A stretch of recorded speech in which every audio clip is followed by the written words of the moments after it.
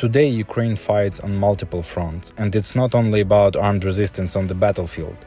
Russian military aggression threatens not just the lives of millions of Ukrainians, but the future of our nation and the entire democratic world. The enemy aims not only to erase Ukraine from the world map, but to destroy our identity, removing even the slightest traces of the Ukrainian people from history books. How does the war affect education, energy, social spheres, and the daily lives of millions of Ukrainians? You will hear it all firsthand in our video, The Price of Freedom, the Struggle for Life and Future. There is currently not only a war of the Ukrainian people against Russian terrorists, but also a struggle of the entire civilized world against the darkness that seeks to engulf our future. We must unite. We must fight for peace, for that peace which comes at an incredibly high cost. Ukraine pays this price every day, sacrificing the lives of its best sons and daughters. From the first days of the war, our organization Media Center UA has been doing everything possible. We have helped evacuate civilians from the combat zones, and thanks to the support of our partners from Poland, we have provided rehabilitation for children from Ukraine. Our journalists tirelessly work both in relatively peaceful regions and in frontline areas, where explosions continue to echo daily and the fight for freedom goes on. Ukraine's education system, a key pillar of the nation, is under unimaginable pressure. Schools and universities lie in ruins, students study under the sounds of explosions, and teachers hold classes from the bomb shelters. War not only takes lives, it threatens the future of entire generations. How are Ukrainian educational institutions surviving in these extremely difficult conditions? What do students and teachers experience? No one knows this better than Natalia Zamkova, director of the Vinnytsia Institute of Trade and Economics. The first hours of the 24th of February 2022 were awful hours. First, it was called from my colleague. Her husband is a military man, and she said, "Natalie, the war began." It was impossible to believe that really it has happened in Ukraine. It was impossible to believe that our neighbors were the awful, crazy army in the world. So that's why the first hours of our day were the most horrible in my life at all. But we decided to gather together. All the administration gathered at 7 o'clock in the morning, and we decided what to do. The first steps were, of course, take care of the staff, take care of our students, get everybody get home just to be in safe places, because a lot of panic, a lot of parents who takes care of their children were here in Vinnytsia. And that's why our actions were to gather all original documents which are concerned with the work of our institute. Everything which is connected with the educational process must be in safe place, just to be sure that after the victory, our establishment will continue its working and we will continue educational process. The main task of the administration was to save the resources, human resources, colleagues, students, and to take care of their psychological state. There was round-the-clock communication between all the members of our community. From the first day, operational meetings were held from morning till night. We were meeting the people who came from other towns. We decided to take care of everybody who went from south of Ukraine, from eastern part of Ukraine, because these people were afraid, these people were waiting for our help. According to the results of the monitoring, it turned out that nearly 10% of our students and colleagues went abroad. At the same time, almost all of them returned to Vinnytsia by June 2022. All who remained in Vinnytsia actively helped our army forces, collected everything, food, hygiene products, everything that our army needs. So, of course, we meet people from Kiev region, from other regions of our country. In the dormitory, we organized temporary hub for people who joined our army, who has no houses, flats, and who try to travel in the western part of Ukraine. So creative students and colleagues began their cultural front.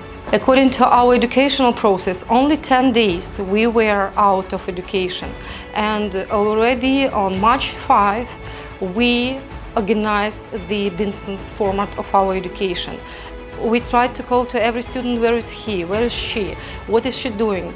Some of our colleagues and students went to the front to defend our country. We are extremely proud of these people, and now we have 19 dead from Russian aggression.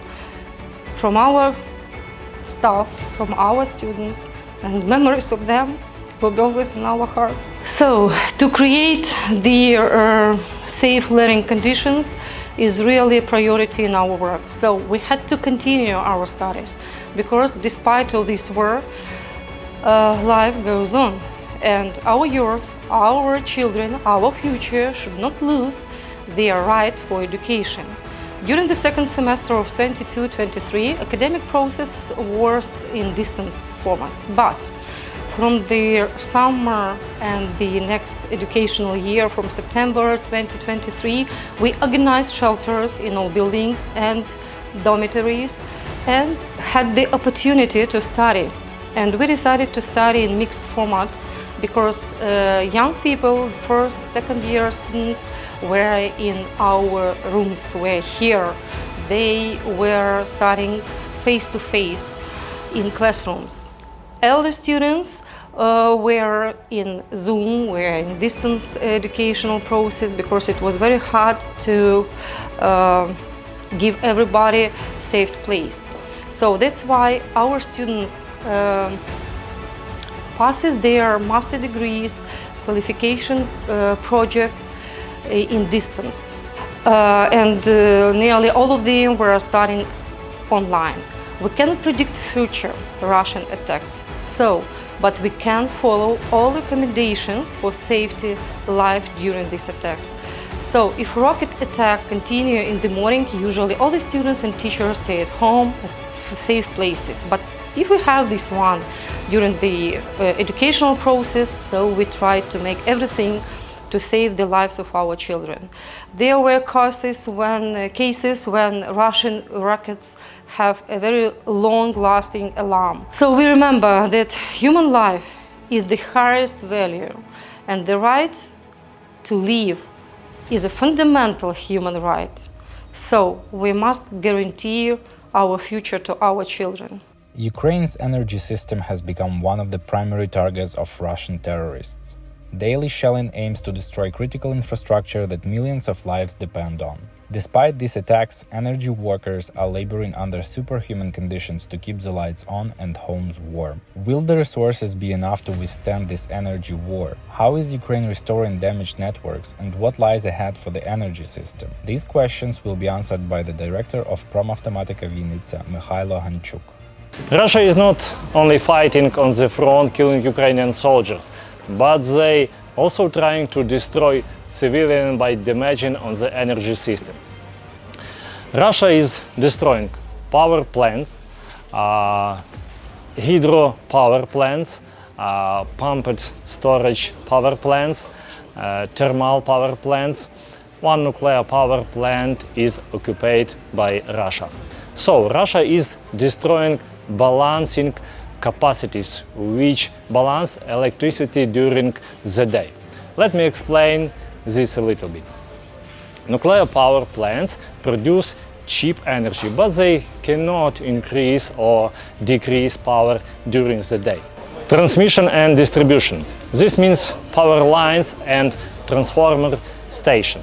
Another problem is that because the damage to power plants and transformer stations, electricity comes through long routers. So it is limited and not of good quality of energy. That is why we now have power outages, which happen for different times and in different regions. Russia cannot destroy nuclear power plants because they are designed to survive a direct missile hit on the reactor. So, Russia is destroying power lines and transformer stations. Ukraine is now actively building protective covers for transformation station. Also, we are putting big sandbag between parts of transformer station to protect them from debris. Now Ukraine is actively building a decentralized system with many small power plants. It is harder to destroy, but it is also harder to manage and balance. In 2024, 1 gigawatts of power generation was built. Pro-Automatica Vinnytsia is building private solar power plants with batteries. We have support from both our government and our allies from the European and USA. Thank you for that. Glory to Ukraine. State institutions today are operating at the edge of their capacity, amid constant threats.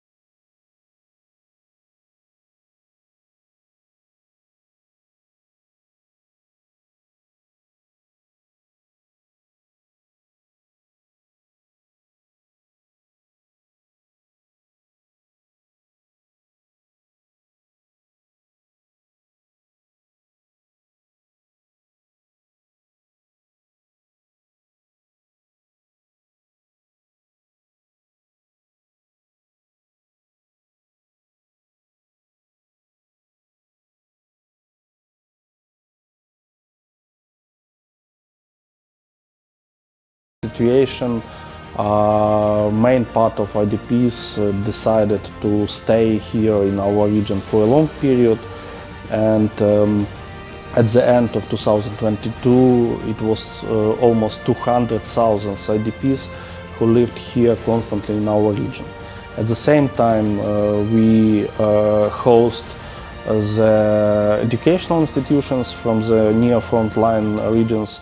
At the beginning of the war in 2014, Donetsk State University was relocated here to Vinnytsia region, but after the beginning of full-scale invasion at the end of 2022, 9 more higher educational institutions was relocated here, and we provide them any types of support, beginning from the places where to study, to live, dormitories, etc., etc. At the same time, we provide support for different enterprises, businesses who also was evacuated here. Vinica region hosts more than 300 of different businesses. Most of them, of course, stay in Vinica city, but also different communities host a lot of the businesses. But of course, main not a problem, but main question, main task for us was to provide support for IDPs. We was forced to let them live at the shelters, at the private households in the villages. Vinica region, it's mainly agricultural region, so sometimes leaders of the communities was forced just to open free buildings, free houses, and let IDPs live there. And such we provide a place.